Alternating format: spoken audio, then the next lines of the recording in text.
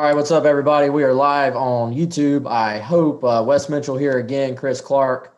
If you're joining us, we appreciate it. Everybody just hang tight. I'm going to give everybody a chance to sort of get into the chat and realize that we're live. We're doing a little impromptu chat just to talk about South Carolina commit Bryce Steele, linebacker who just All right, what's up, everybody? We are live to South Carolina, and a guy that really should be a big pickup for the Gamecocks. So again, I'm Wes Mitchell. Chris Clark is here with us as well. Just hang tight. I'm going to put this link on Twitter, put it on our message board, and make sure that we're live. It does look like the live stream is working correctly. So y'all just hang tight with me. We're going to talk Bryce Steele here in a second. Just hang tight. All right. I think we're good to go, everybody. And Chris, South Carolina picking up a commitment from linebacker Bryce Steele. Did I say Chris Steele when we started? I don't know, because I was looking at your name and I was thinking about Bryce Steele, the commitment. And then I thought in my head, did I just say Chris Steele, the former cornerback that was a South Carolina target? Hopefully not. Anyway, so we are on YouTube Live. We tried to do this on Facebook, but the Facebook, we've had a lot of people join us for our little Facebook chats that we've done earlier this week. Big numbers on there, but it's just very unreliable, it appears, as far as sending Zoom to Facebook Live, which is what we're doing. Obviously, I'm at one location, Chris at another, but YouTube seems to be very, very reliable as far as this goes. So we're coming at you on YouTube as well. We'll probably post this video on Facebook after the fact. But again, I'm Wes Mitchell, Gamecock Central. He's Chris Clark. South Carolina landing a commitment today from a high 3-star linebacker, Bryce Steele, who announced on Twitter with a video with Rivals that he chose the Gamecocks over really a big list of offers, but North Carolina and Texas were his other two finalists. Had early offers from Ohio State, Penn State, some schools like that.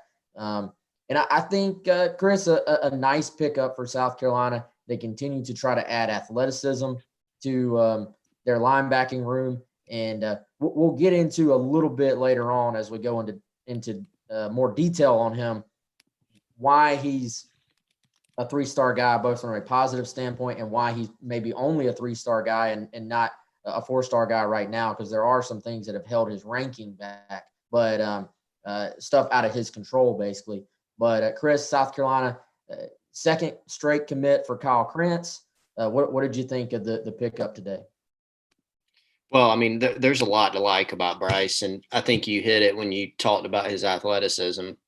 This is a kid that, Wes, you probably remember we were standing there and saw him at South Carolina's camp, last summer. So, getting close to a year ago.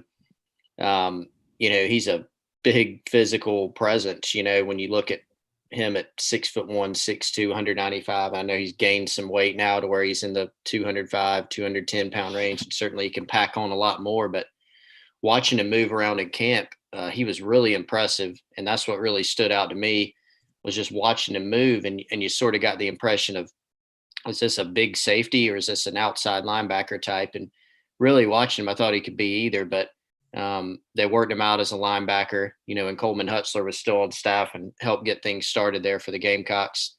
And then, as time went on, you can tell that, his skill set and his growth pattern is really making him into an inside linebacker all the way. And that's where South Carolina's recruited him. But, the size is there. The movement ability is there.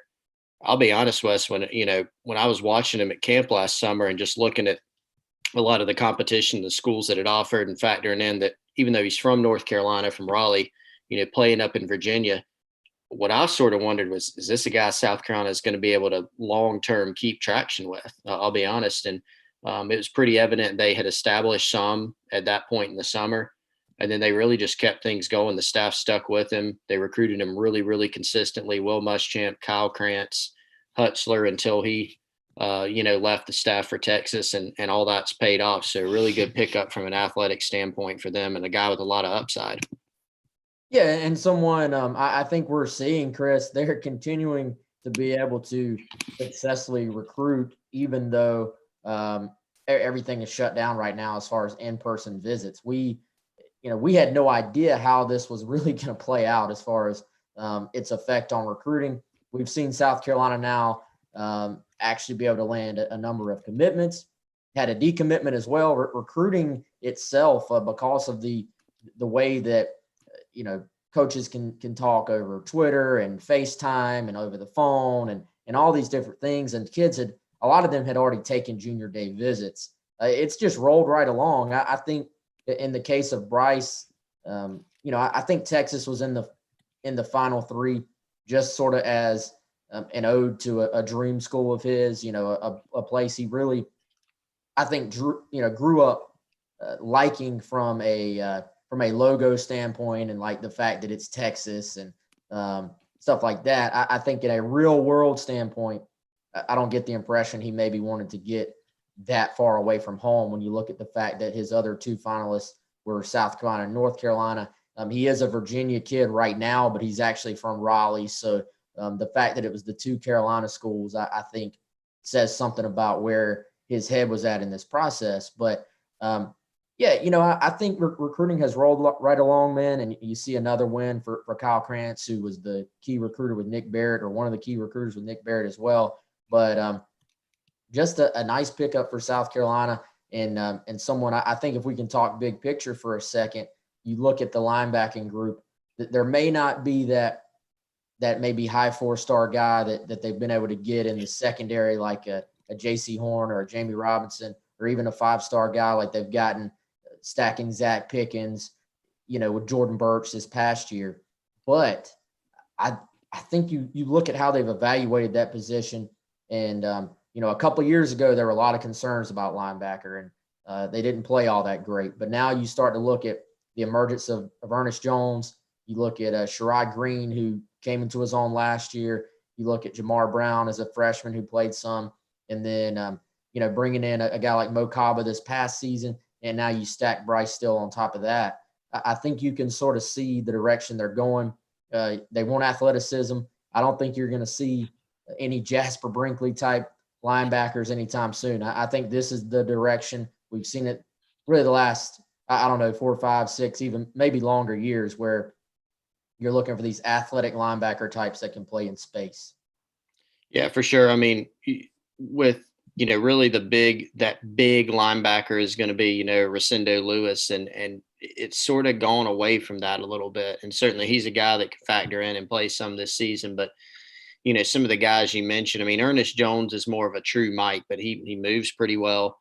But you look at some of the other guys they've taken, Kaba, he's a 6'3" guy with a frame that isn't as developed as it will be.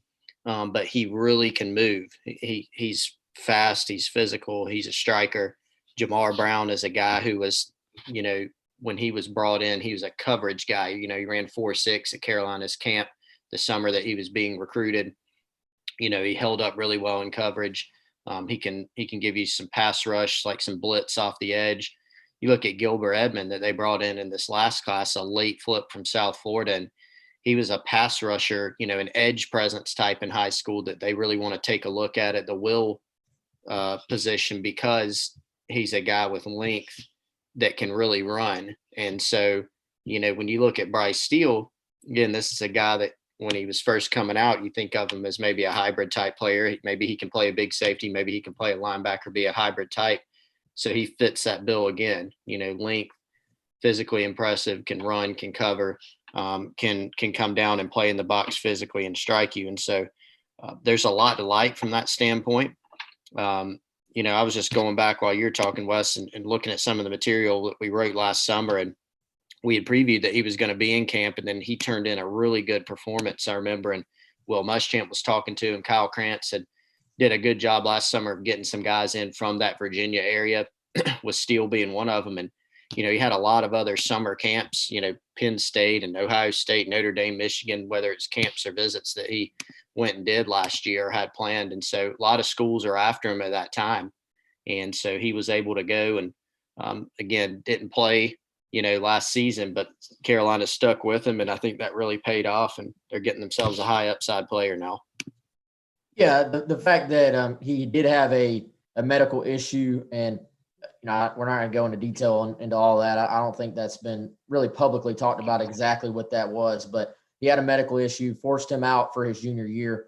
That affected his recruitment in a big way, I think. But when you look at it, the schools that stayed with him, I think that showed him maybe sort of the other side of the recruiting process and the business side. And, it puts South Carolina in a position where they've landed a kid that may be a high 3-star guy right now based on a lot of that upside and those camp performances, but probably had, I think, a real chance if the junior season if he could have played it and it could have matched his, his preseason junior year where he was going to these camps and impressing. I was talking to Adam Friedman, Rivals, regional analyst. He said that he was very impressive, to him at the Rivals camps. And then we saw him at South Carolina's camps. This is a guy I think is probably a 4-star type player, or at least in that conversation. And if he has a big senior year now, whenever that may be, he's going to be in a situation where he can move up the rankings. Let's try to hit a few of his clips here. Let's see that right now and let y'all see what type of player. And again, as we sort of watch the clips here, this is sophomore film. So, Chris, you kind of have to project a little bit, but I think you can already see he's a guy that, even though he was a safety, I think in some of their looks, he was already playing in the box a lot. Plays sort of some nickel out on the edge where he's playing over a slot receiver, as you see here. Some Sam linebacker sort of, but was even though he was a safety, he was always, I think, more of your strong safety type, a guy that's comfortable coming up and hitting. And I think you have to have that in today's world. You have to have guys that you can use from a versatile standpoint and let them play in space. And we've seen South Carolina, at least last year, and against a lot of their opponents, actually reverse course and go back to a little bit more 4-3 than we saw them use early on, since Muschamp and T-Rob arrived at South Carolina. And I think having a guy like this maybe lets you sort of do a little bit of that and feel comfortable where you're not having some linebackers based on matchups and down and distance and stuff like that. You have to take off the field. But I think as you're watching him here, you really will see that I think he's a guy that can be like that 3-down type linebacker, Chris. Yeah, he really checks all the boxes that you look for, whether he's, a Sam or a Will type. It's probably where he fits best at South Carolina, just looking at their scheme and, the length, he's 6'1", 6'2", but he's plenty long enough to play the position. He's definitely willing to come up and run support. He can give you some blitz and edge presence off the edge. You watch him on tape, and the thing you can see about him is he moves around really well. He's got a good first step off the edge. He's got some twitch to him. He can turn and run. He can sink and come off, in zone coverage and go find the football and go chase it down. And those are the things you look for. I mean, it's difficult to play linebacker nowadays because, it's always been, any position in football is difficult, especially, linebacker is one of those that's, you're delivering blows and you're taking on offensive linemen who are, way big, double your size or way bigger than you. And so, playing linebacker nowadays is a little bit different at times because it's a space game, and people are going to be looking for mismatches. You're going to try to get slot guys against you. You're going to try to pair you with a running back and get you walled off and try to, run you off and have you chasing a guy. And that's tough. So what you want to have is a guy like Steele, who's physical enough to be able to hold up in the box and on the edge, go make tackles for you in the run game, but he can also match up, like this on a wheel route. Obviously, he's going to be facing against some elite running backs in the SEC, but athletically, he's got the traits that you look for there. and a good canvas for the staff to work with. Yeah, I want to. This player right here in particular caught my attention, Chris, because you see, I mean, he's lined up way out here. I mean, this is traditionally, this is not where you're going to have a linebacker lined up as far as the amount of space he's having to cover. Looks like, I guess he's a strong, he's a safety or a nickel back as far as their scheme goes in this particular play. And they've got a single high safety with some man coverage. But if you look, this play is very specifically designed from an offensive standpoint to get this slot receiver open on the wheel route, because number 7 for this offense is actually trying to pick off Steele, as you'll see right here. And he does a good job of sort of avoiding that and actually having the athleticism to carry down the field with this receiver and then make a play on the ball. So that play just caught my attention.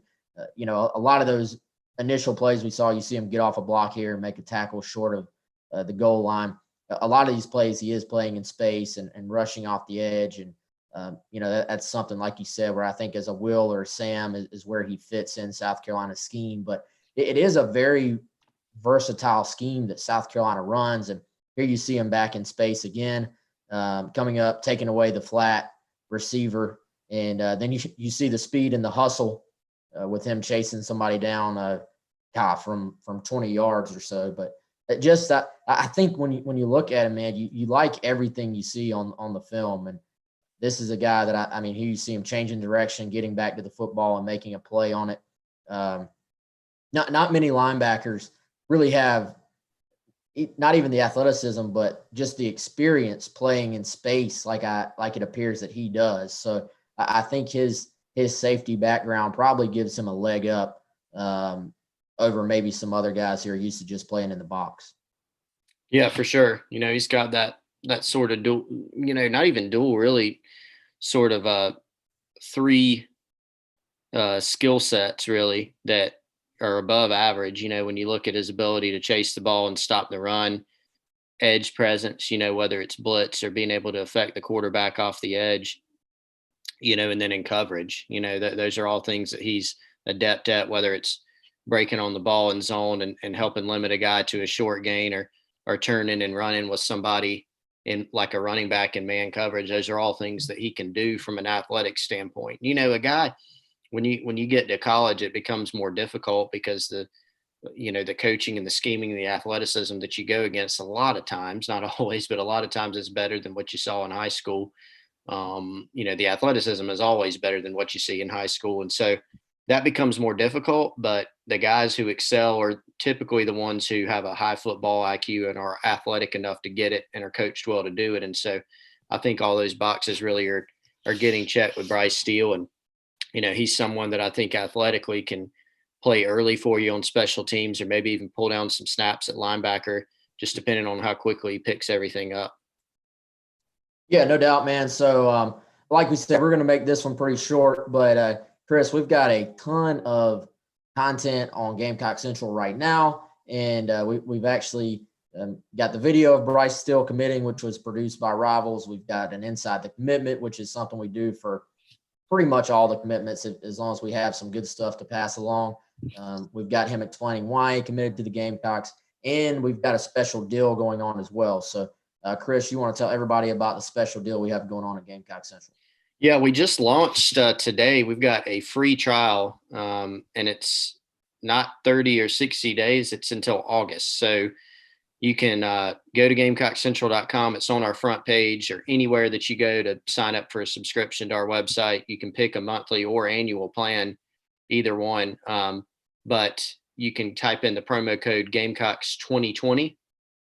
You can see there on Wes's screen, he's sharing there. That's what the banner looks like. So Gamecocks 2020.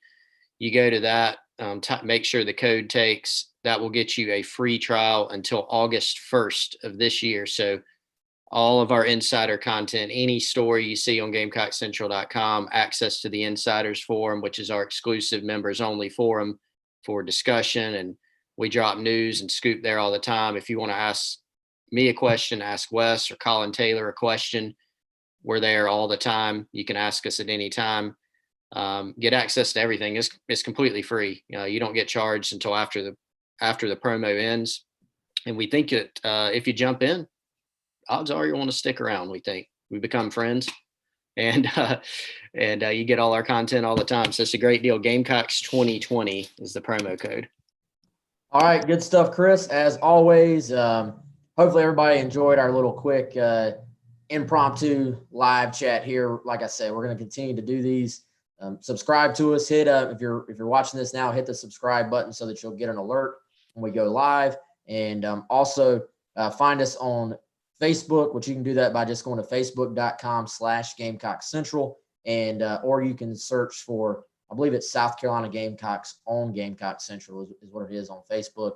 Of course, on Twitter, it's just at Gamecock Central. But what we'll continue to do is we'll sort of go back and forth on which platform we go live on.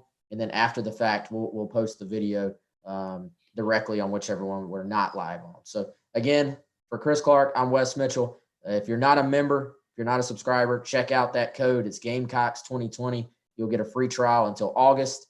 We also have another code, Gamecocks. If that's more up your alley, you can get 50% off of an annual subscription. So it's $49.95 instead of $99.95. Either way, we'd love to see you on the Insiders Forum and being able to check out all of our Gamecock Central premium content. You have a great day. And of course, we will see y'all soon, either on YouTube, Facebook, or directly on GamecockCentral.com.